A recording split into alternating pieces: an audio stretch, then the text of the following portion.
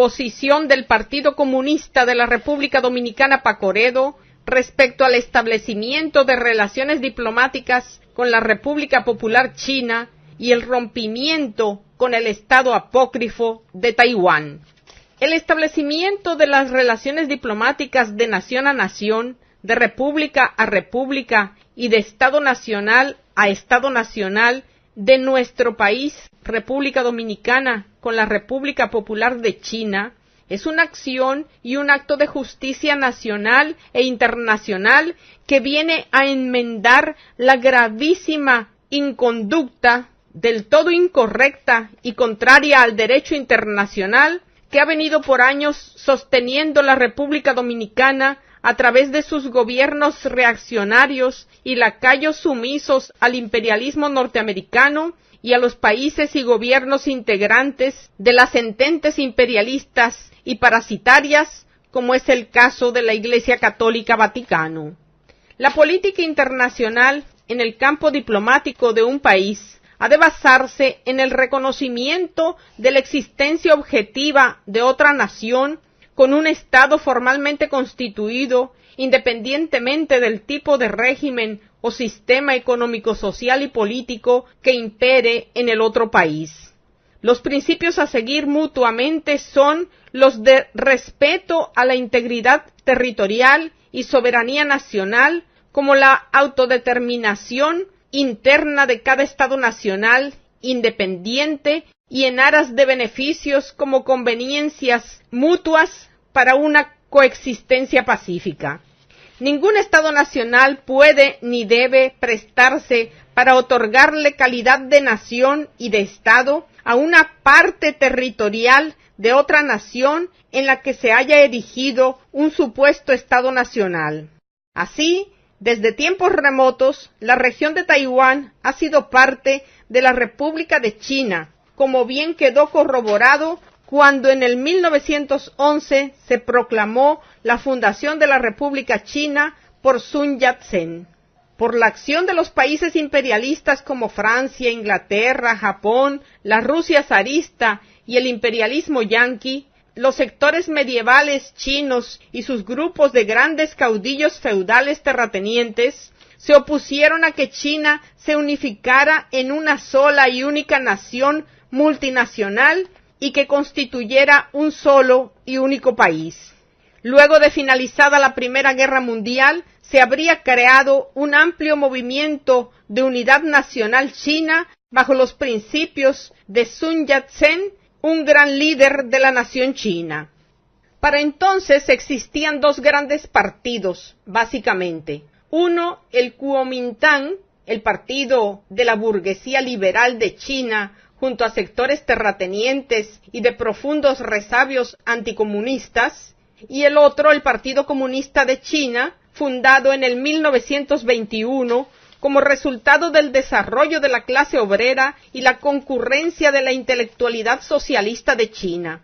A este respecto, Mao Zedong, el creador y fundador de la República Popular de China, el 1 de octubre del 1949, habría dicho y escrito que los cañones de la gran revolución socialista de Rusia habrían llevado las ideas revolucionarias y liberadoras del marxismo-leninismo a la antigua China. Eran años de una gran crisis imperialista mundial y de una época de profundas convulsiones sociales de carácter revolucionario. China era un país sumamente atrasado, feudal y semifeudal, colonial y semicolonial, con un capitalismo incipiente, una extensa población bajo el flagelo de la concurrencia de todos estos regímenes de explotación y opresión, hambrienta, desnutrida, ignorante y plagada de vicios de drogadicción, juegos, contrabando, pero por sobre todo ignorante, atrasada, con un analfabetismo casi absoluto. China, la vieja China, era la misma de la voracidad, la expoliación, la depredación y el saqueo de las viejas potencias imperialistas, siendo Estados Unidos la última potencia imperialista occidental que trató militar y políticamente de subyugarla a través de su títere y lacayo criminal de guerra y de lesa humanidad, Chiang Kai-shek. al que el Ejército Popular de Liberación de China venciera en el curso de la Guerra Civil y Nacional del 1946 al 1949, de 4 o 5 años de duración.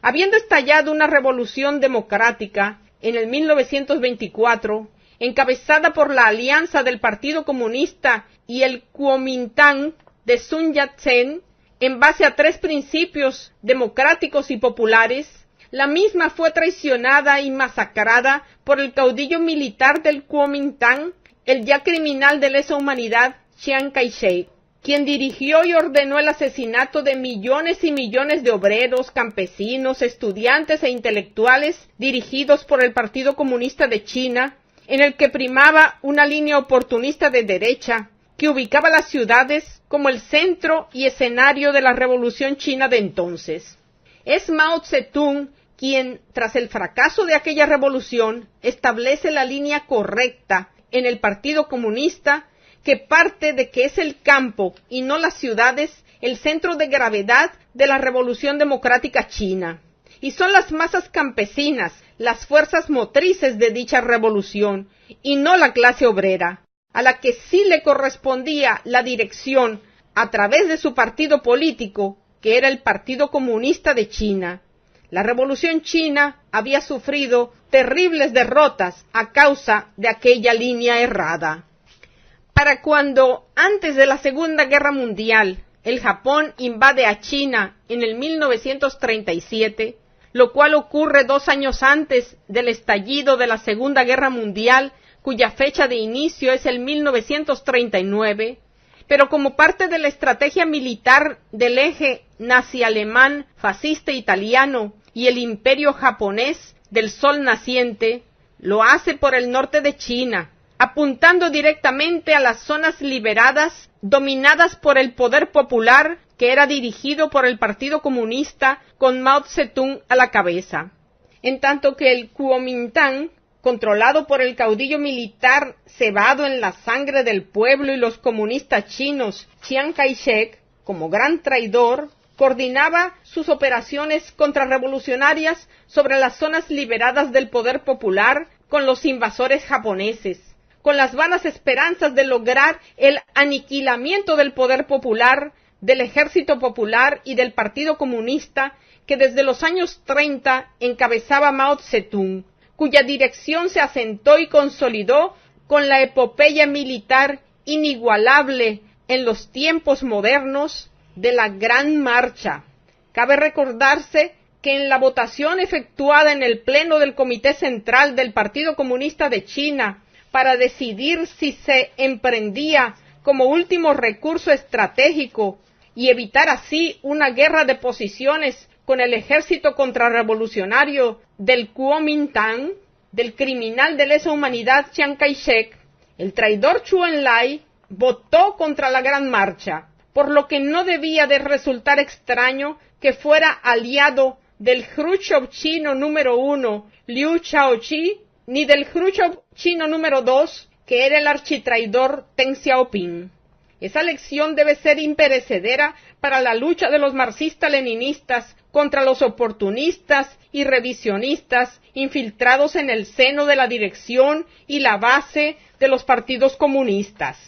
La genialidad innegable del gran timonel de la revolución y la República Popular China, Mao Zedong, se potencializó con sus sólidas y aceradas convicciones marxista-leninistas de apego irrestricto al materialismo dialéctico y al materialismo histórico. El método dialéctico encontró en Mao Zedong la oportunidad de demostrar la validez y el significado científico de atender a la realidad concreta y a los hechos, y tener la práctica como fuente del conocimiento verdadero y como criterio de la verdad, con espíritu de Partido Comunista, porque efectivamente la filosofía del materialismo dialéctico y del materialismo histórico tiene espíritu de clase proletaria como espíritu de Partido Comunista, tal cual lo dejó sentado Lenin en su materialismo y empiriocriticismo en refutación implacable del positivismo y del neopositivismo y sus carroñas o sus podridos portadores, esto es, carroñeros portadores.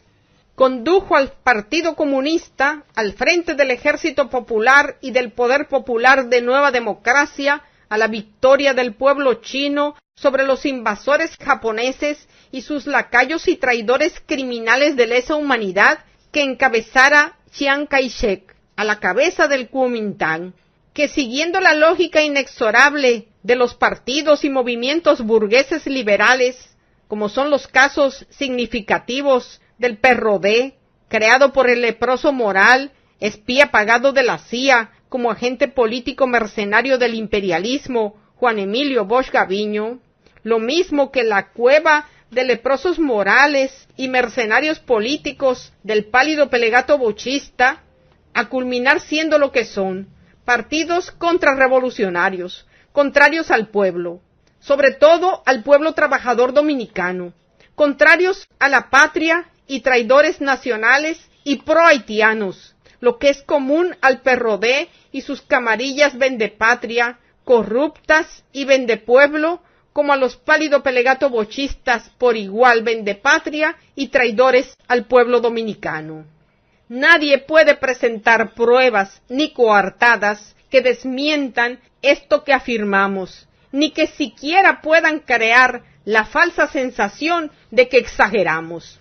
Como era de esperarse, Chiang Kai-shek siguió curiosamente la misma trayectoria que el imperio parasitario y oscurantista de la Iglesia Católica Vaticano, la que fue la guía espiritual del nazifascismo, sobre todo en Alemania, con el hitlerismo, y luego de la aplastante derrota de este, en la que la Unión Soviética y Stalin fueron la espina dorsal de esa magistral y gloriosa victoria, la Iglesia Católica Vaticano se pasó al lado del imperialismo yanqui y pasó a alentar su frenético anticomunismo, empujándolo a cimbrearse como el actor y protagonista número 1 de la derrota del nazifascismo.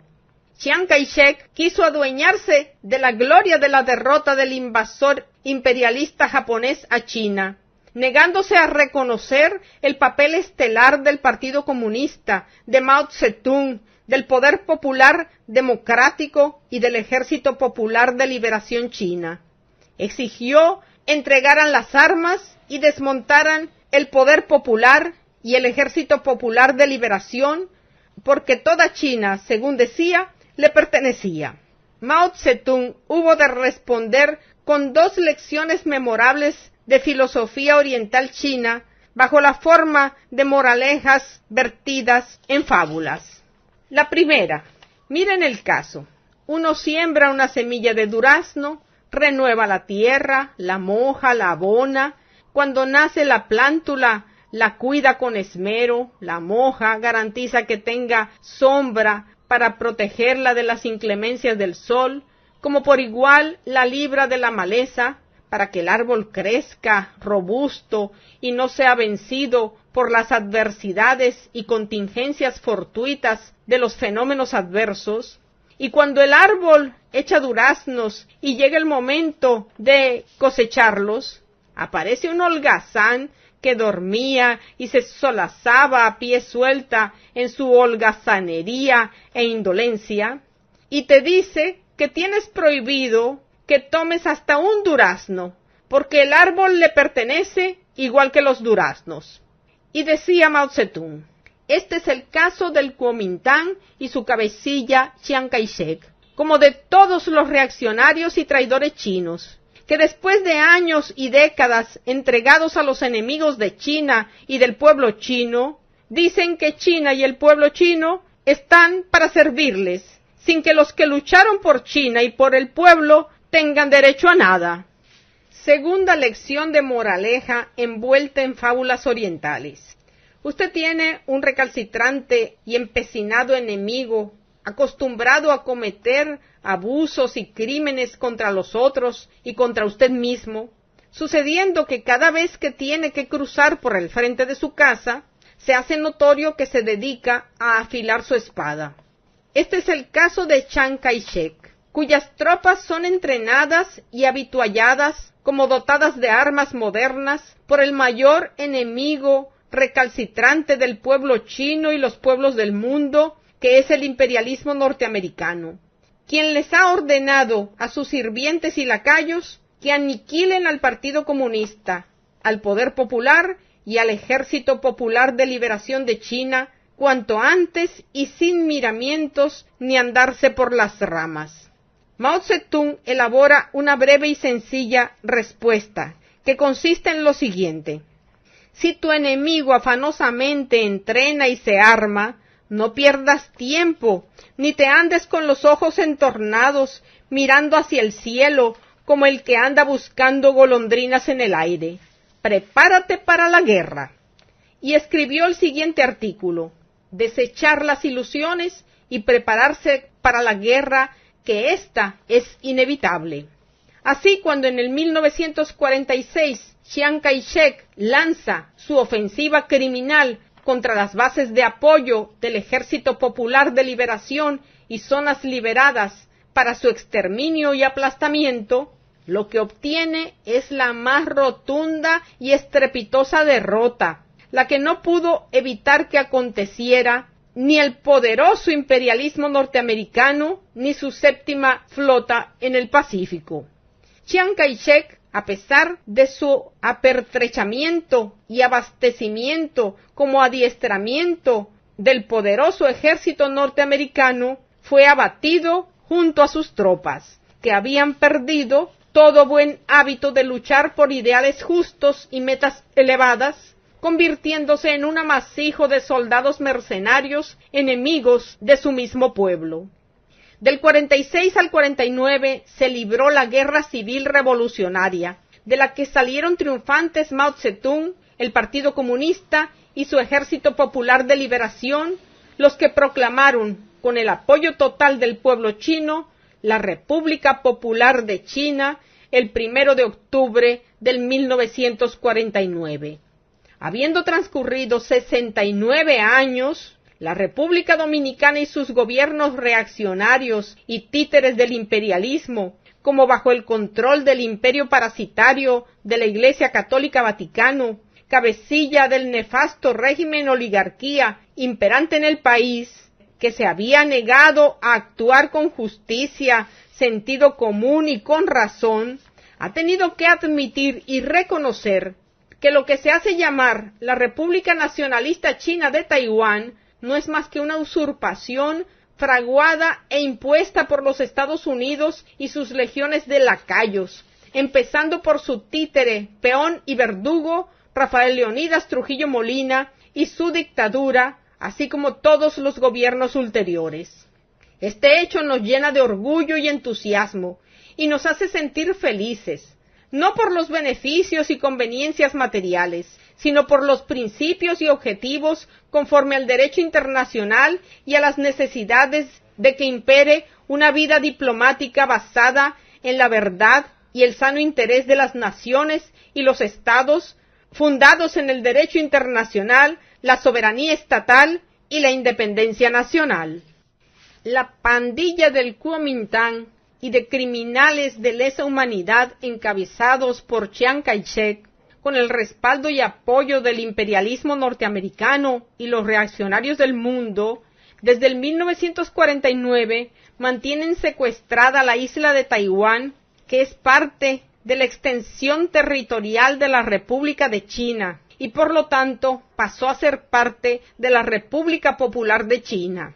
Chiang Kai-shek y su banda, siempre con el respaldo del imperialismo y de los reaccionarios, se hizo y siguen autoproclamándose una república y un estado independiente que se hace llamar República de Taiwán, en territorio perteneciente a la República Popular de China, lo cual es contrario al derecho internacional y a sus principios fundamentales. Para la República Dominicana, que mantiene un serio conflicto con el enclave tribal de Hordas de Haití, que se proclama un pedazo de África en esta isla, cuyos individuos son inducidos y obligados a catalogarse como afrodescendientes, que es un invento de nuevo cuño en el que prevalece la contradicción que, por un lado, se desligan y se niegan a considerarse pertenecientes a la raza negra, en tanto, por otro lado, se dicen africanos de pura cepa, para terminar con todo ello, autoincriminándose como racistas y regionalistas de hecho, y repiten así el prejuicio irracional racista norteamericano, en donde los negros oriundos de esa nación rechazan como racismo que se les designe como pertenecientes a la raza negra, y prefieren de igual modo irracional que se les llame afrodescendientes. Pero cuidado con llamarles negros. Los haitianos pertenecientes a la raza negra, a despecho de la historia y sus hechos, reivindican la propiedad de lo que fuera la colonia española de Santo Domingo, que data, como testimonia toda la historia de la colonización del llamado continente americano, cuando menos todo el tiempo transcurrido desde el 12 de octubre del 1492 hasta el Tratado de Ryswick, firmado en el 1697, tras el que los jesuitas, ya con la bula papal que desde el 1554 les facultaba para la comercialización con esclavos, convinieron en que había que cederle la parte occidental de la isla a los franceses, para que establecieran allí un enclave de tráfico y venta de esclavos africanos. Sería en el 1777 cuando, con el Tratado de Aranjuez, se tratarían de fijar los límites fronterizos entre ambas colonias. Hay cuando menos 3 rasgos que, andando el tiempo, se fueron haciendo fundamentales entre ambas colonias. De esto cabe mencionarse: que ya para ese tiempo, y desde hacía cuando menos casi 2 siglos, que los esclavos de Santo Domingo Español hablaban el idioma español. En tanto, aún hoy día en Haití no existe un idioma común propio entre los haitianos, ni mucho menos el francés, por prohibición expresa con carácter draconiano, esto es, so pena de castigo, si aprendían y hablaban en francés, que es el idioma de los amos esclavistas de la colonia de esclavos del Saint-Domingue francés o Haití. Otro de esos rasgos es el siguiente: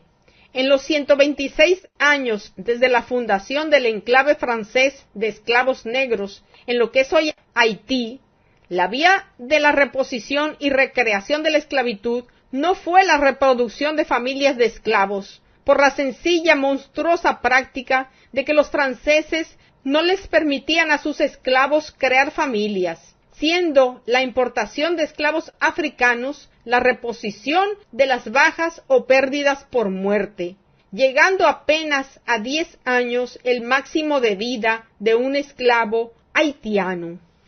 Todo este cuadro es la causa de la idiosincrasia de resentido total del haitiano y el por qué sus ideólogos portadores de ese síntoma favorecen lo de afrodescendiente y no lo de negros nativos de Haití, para así preservar la patología de ser africanos, no negros haitianos ni antillanos, lo que explica su alma tribal de depredadores contra la naturaleza y contra los seres humanos, lo que al fin y al cabo ha terminado impidiéndoles que se constituyan en nación y Estado nacional moderno, y se han hecho refractarios a toda civilización y comportamiento civilizado.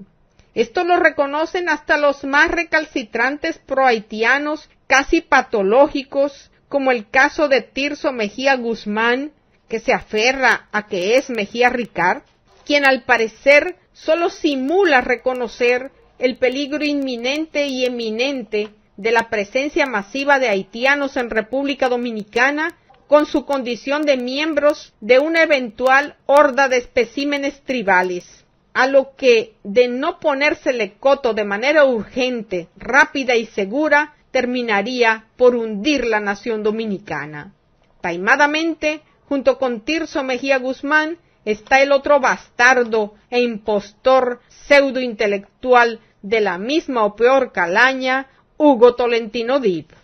Cabe decirse que por la traición del nefasto e inescrupuloso desalmado, el gánster Murmullo, el dañino Medina, en la frontera, A todo lo largo y ancho de la línea fronteriza actúan las hordas haitianas y sus ideólogos de la depredación y del resentimiento por su histórico como rotundo fracaso. Lo que han venido reproduciendo al pie de la letra es el guión de las actividades del paramilitarismo colombiano imperante en la frontera de Colombia y Venezuela. Volviendo al tema del establecimiento de relaciones diplomáticas de la República Dominicana con la República Popular de China y rompiendo el sainete de acreditar al enclave militar yanqui de Taiwán como si fuera una república propiamente dicha y un verdadero Estado nacional, careciendo de base de sustentación tanto lo uno como lo otro, y por tanto rompiendo la República Dominicana esa farsa de relaciones diplomáticas con una nación y un Estado nacional apócrifo como es Taiwán, que es una provincia secuestrada de la República Popular de China, hemos de subrayar que ese paso ha de servir para robustecer la lucha a favor de la autodeterminación y la soberanía estatal, como de la independencia nacional de la República Dominicana respecto al enclave tribal de hordas que es Haití.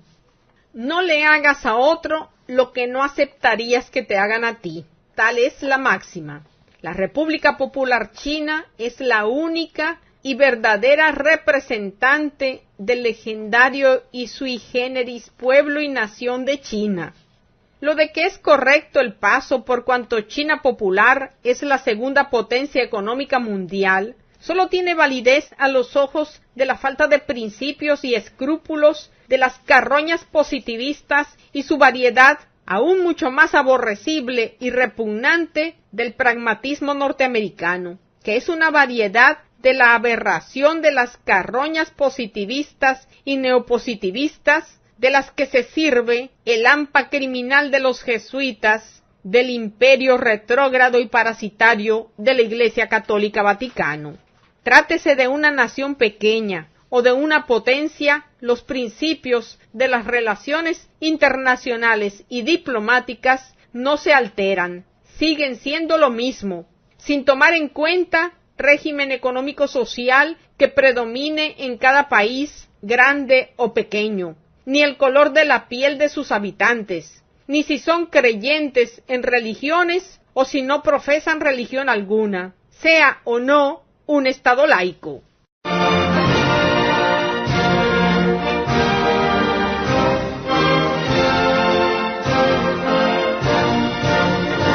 Está usted escuchando la voz del Partido Comunista de la República Dominicana, Pacoredo.